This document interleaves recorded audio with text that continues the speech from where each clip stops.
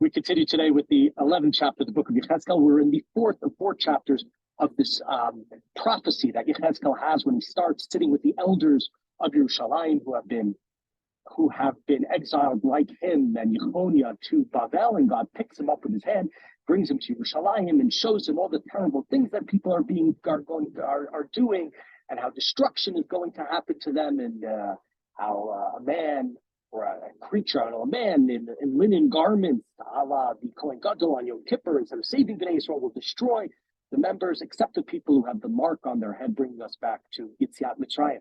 And with that, we continue the final of these four chapters of this prophecy. Chapter 11, Batisauti Ruach, and a spirit lifted me up. Bataveoti el Shar Beit Adonai Kadmoni Aponer Kadima V'nei B'Petach Hashar Asum B'Chamisha Ish Ve'Rebetocham Et Yosniyahu Ben Azur Bet Paltiyahu Ben Benayahu Sarei Ha'am.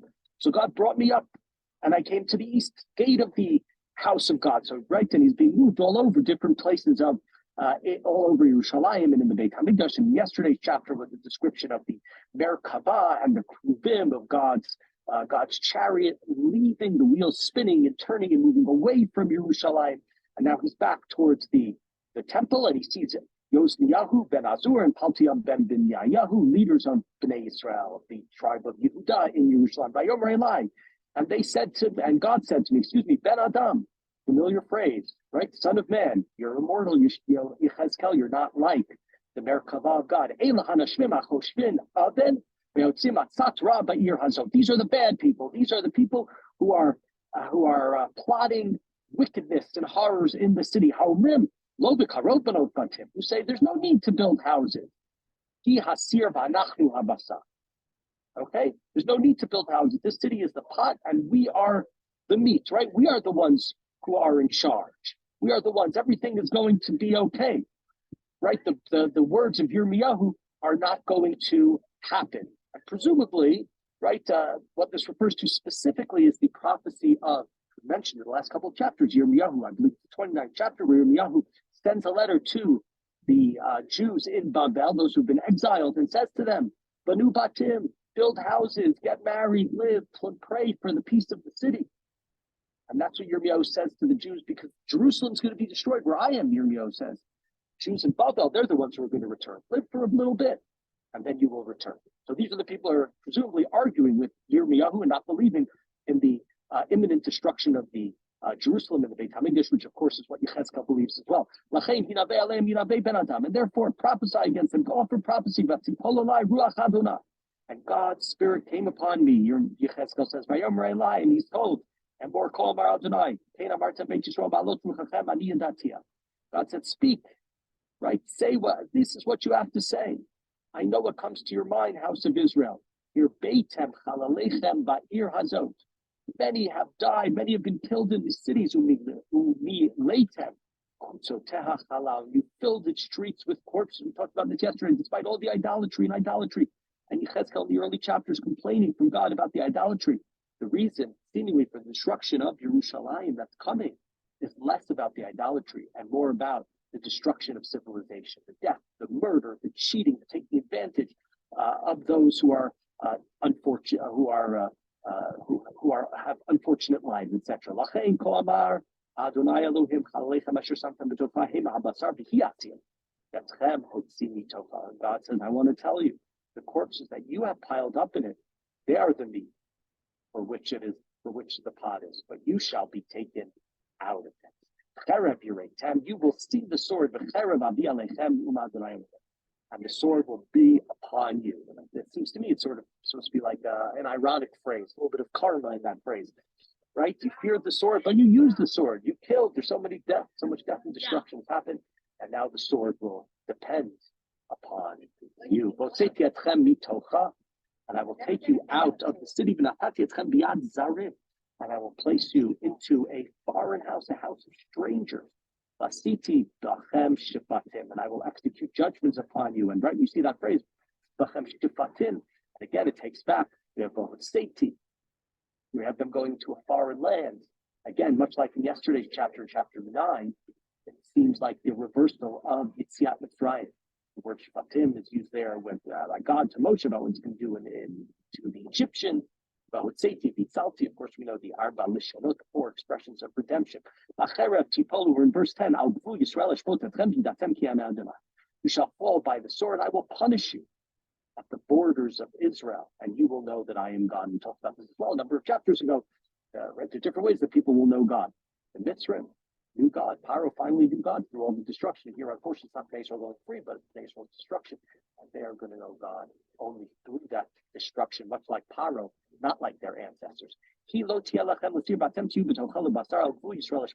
city will not be a pot food, nor you the meat in it, right? You're not going to be fulfilled. Life is not going to be complete there.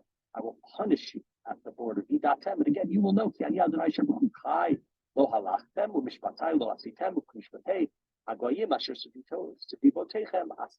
we see, we talked about the reversal of Mitzrayim. One of the other things we talked about in earlier chapters is the references to the Brit, to the covenant at the end of the book of Vayikra in Parshat Bechukotai, which says, right, in Bechukotai Telehu, Mitzvotai Tishmeru, Vastemotam, and we have the reversal of it a number of chapters ago, and we have the reversal of it here as well, right? You didn't follow my rules, you didn't follow my judgments, you followed the ways of the other nations, and that's why you are going to suffer. And when I offered this prophecy, this leader of Bnei Israel, Paltiel ben Benaiah, he died. I threw my face upon him, and I said, Aha, Adonai Elohim, Chala Taoset She'erit Yisrael. And I said, God, what are you doing? You're wiping out the remnant of Israel, which is the second time he said this as well in the previous chapter. And God said he'll save the people who have the mark on them. And so he's worried, this is a leader, what's going to happen to them? They're just going to die. They're all going to die. And God, we're in verse 14, says back, Ben Adam, Achecha, Anshe Kulatecha, B'chol Beit Yisrael Kulo, Asher Amru Lahem Yoshvei Yerushalayim Rachaku Me'al Adonai, Lanu Hi Nitna Haaretz L'Morasha. So God says, right, Son of Man, I will save your people, your relatives, your next of kin, all of the house of Israel, about whom the inhabitants of Yerushalayim say, keep far from God. The land has been given to us as a heritage. That is to say, I'm going to save the people who are near you, the people who are in Babel, the people you were with on the Nahar Kbar, the people who are in the palace of Nebuchadnezzar, like Daniel, we haven't mentioned yet. We haven't gone to yet. We mentioned him. We haven't gone to his prophecy in his book yet, or Hananiah, Mishael, Azariah, and all the others. Those are the ones who are going to go back. L'chein Amar and more. Kol Amar Adonai Elohim ki hirchitim bagoyim v'chi hapitzotim ba'aratzot ve'hi lahem l'mikdash ma'at ba'aratzot asher ba'u sham. Say to them, I have indeed removed them far amongst the nations. I've scattered them all over the world. But I will become for them a small sanctuary in the countries where they have gone to. And this phrase, perhaps the most well-known phrase in the book of Yechezkel, at least to Jews, this idea of a mikdash na'at. It's the idea for many, in many ways, the source of the idea of a Beit Knesset. God has left Yerushalayim. There's the process of it. We know that. We saw in the first chapter with the Merkava, with its wheels, the Galgalim, as we quoted yesterday. And again, chapter 9, God is leaving Jerusalem. His chariot is going, but God is coming to the Jews in Babel. God's a little piece of God will be in the Beit Knesset on the river Kfar, and a little bit in the Beit Knesset in all of the different cities there in Babel, and of course then all over the world. Lachain and more call about Adonai Elohim to keep atziatchem min amim v'asaftiatchem min aratzot asher nafitzotem bahem natati lachem et admat Yisrael. God says, you know what's going to happen is going to be kibbutz golio. There's going to be the scattering, the ingathering of the scattered nations, and I will give you the land of Israel. In a couple of chapters back, as Yechezkel was witnessing what was going to happen to the Jews in Yerushalayim, and we had the opposite. We talked about how the Jews in Yerushalayim were going to be scattered, and then they were going to fall, whether it be by sword, whether it be through a plague, whether it be through famine. Here, we're already past that. And we're talking to the Jews in Babel that they will be returned. In verse 18, now we'll return you and we'll do away with all of the horrors, all of the vile things, all of the abominations. the Ruach Hadasha and Tein B'kir Bechem. And I will give you one heart and a renewed spirit. It's a new start. It's a new beginning. You'll be together with me. And I will remove your hearts of stone, and I'll give you a heart of flesh, right? Stone, something that doesn't change, something that can't come back, something that just is. When it's been destroyed, the people have been so horrible, but that's not what's going to happen. Your heart's going to be soft. Your heart's going to have the ability to change, the ability to come back to me. Actually, there was a old gentleman, last religious Jew in Minsk, this guy named Lazer Pinchasek, and he used to love to quote this verse to me. Talk about the Lev Ha'eden and the Lev Basar. He used to love to tell me about this pasuk. A nice moment for me to remember. He passed away about a decade ago. Verse 20. Right here we go back to Bechukotai. Right now, Bnei Yisrael is again in Chotai Kelechu. This is, why am I putting you back? Why am I giving you a second chance? So you can follow my laws. So you can do my commandments.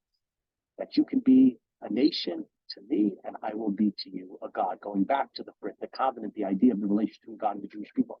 But